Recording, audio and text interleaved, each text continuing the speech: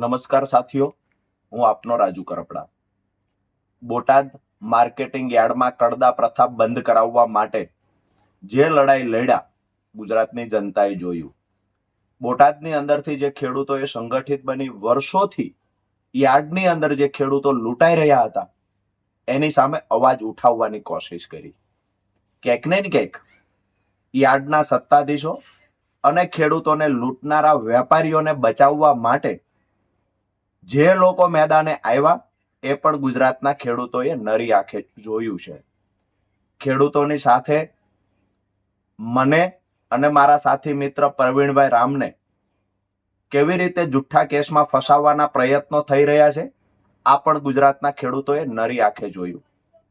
દોસ્તો, આજે એ વાતની મને ખુશી છે કે બોટાદ માર્કેટિંગ યાર્ડની ઘટના પછી અનેક માર્કેટિંગ યાર્ડની અંદર જ્યાં ખેડૂતોના ખિસ્સા કાપવાનું કામ થતું હતું, જ્યાં ખેડૂતોને પાકના પૂરતા ભાવ નથી મળતા, ત્યાં ખેડૂતો અવાજ ઉઠાવતા થયા છે. હું તમામ ખેડૂતોને વિનંતી કરું છું કે ખેડૂતોને બચાવવા માટેની લડાઈમાં પરિણામ જે પણ આવશે એ મને ને પ્રવીણભાઈ રામને મંજૂર છે. જેલમાં રહેવું પડશે, ગમે એટલો ટાઈમ રહેવું પડશે, અમને મંજૂર છે. પણ તમામ ખેડૂતોને વિનંતી કરીએ છીએ કે જ્યારે પણ માર્કેટિંગ યાર્ડમાં જાઓ છો અને તમને પૂરતો ભાવ નથી મળતો, તમારા પાકનો કડદો કરવામાં આવે છે, તમારી સાથે છેતરપિંડી કરવામાં આવે છે, તો ત્યાંથી અવાજ ઉઠાવજો. કમસે કમ વિડીયો બનાવી અને જે માર્કેટિંગ યાર્ડમાં આવું થતું હોય એ ગુજરાતના ખેડૂતો સામે મૂકજો.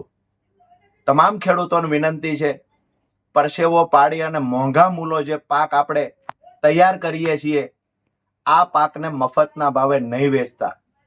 ગાંધી ચિંધ્યા માર્ગે શાંતિથી રજૂઆતો કરજો, શાંતિથી સવાલ ઉઠાવજો અને જ્યાં જરૂર પડે ત્યાં ખિસ્સામાંથી મોબાઈલ કાઢી અને જે માર્કેટિંગ યાર્ડમાં આવી રીતે ખેડૂતોના ખિસ્સા કપાતા હોય એ માર્કેટિંગ યાર્ડને ગુજરાતના ખેડૂતો સામે ઉજાગર કરજો.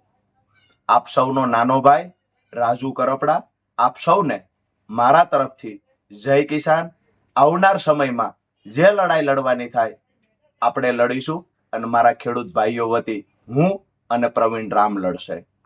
આપ સૌને વિનંતી છે કે જ્યાં જ્યાં પણ અન્યાય થતો હશે ત્યાં અવાજ ઉઠાવજો. જય કિસાન.